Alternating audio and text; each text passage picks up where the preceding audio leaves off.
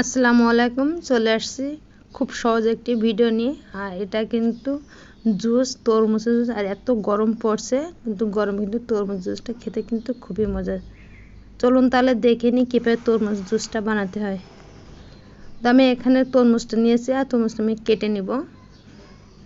এটা কিন্তু খুব অল্প সময় অল্প উপকরণ দিয়ে বানিয়ে নেওয়া যায়। আর এটা কিন্তু গরমের সময় কিন্তু খেতে খুবই মজা। এটা ছোট বড় সবাই কিন্তু পছন্দ করে। আর এটা চেষ্টা করবেন এই গরমে বাচ্চাদেরকে জুস বানিয়ে দেওয়ার জন্য। তো তরমুজটা আমি কেটে নেব। আর এটা কিন্তু ছোট ছোট করে কেটে নেব, যেহেতু এটা জুস বানাবো এই জন্য ছোট ছোট করে কেটে নিতে হবে। তো এইভাবে কেটে নিচ্ছে। আর এখন ছোট ছোট কেটে নিয়ে তো বিচিগুলো সব কিন্তু আমি ছাড়িয়ে নিব। আর এটা ব্লেন্ডারে ব্লেন্ড করতে হবে, এই জন্য অবশ্যই বিচিগুলো ছাড়িয়ে নেওয়ার চেষ্টা করবেন। তো এভাবে ছোটো ছোটো কেটে নিচ্ছে, আর বিচিগুলো সব ছুঁড়ে নেব। তো আমার ভিডিওটি ভালো লাগলে অবশ্যই সাবস্ক্রাইব করবেন, আর পাশে থাকা বেল আইকনটি বাজিয়ে রাখবেন, যাতে পরবর্তী ভিডিও সবার আগে আপনার কাছে পৌঁছে যায়। আর আমার এই জুসটা কেমন হয়েছে আপনার সেটা কমেন্টস করে জানাবেন। এটা কিন্তু খেতে খুবই ভালো হয়, আর এটা ছোট বড় সবাই খেতে পছন্দ করে। আর আমি কিন্তু সবসময় ছোটো সহজ সহজ ভিডিও নিয়েই হাজির হয়ে থাকি।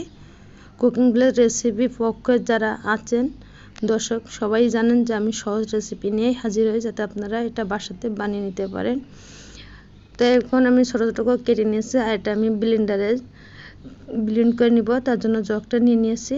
এখন আমি এখানে যে জুস তরমুজটা কেটে রেখেছিলাম আমি সেটাই দিয়ে দিব।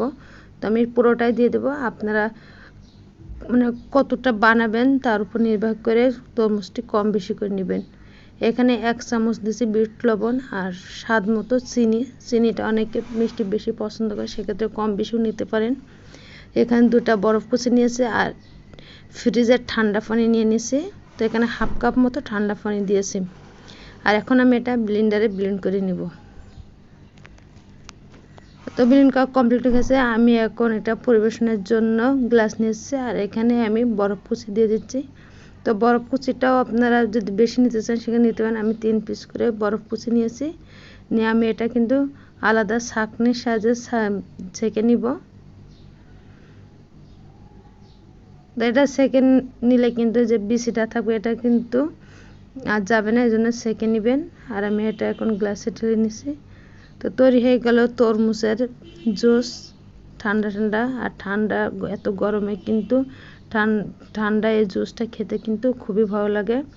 তো দেখতে কিন্তু খুবই অসাধারণ হয়েছে, খেতেও কিন্তু লোভনীয় হবে। বাসায় একবার হলেও চেষ্টা করে দেখবেন বাচ্চাদেরকে বানিয়ে দেওয়ার জন্য। তো আজ এই পর্যন্ত, সবাই ভালো থাকবেন। আবারও দেখা হবে অন্য আরও একটি ভিডিও নিয়ে। আল্লাহ হাফেজ।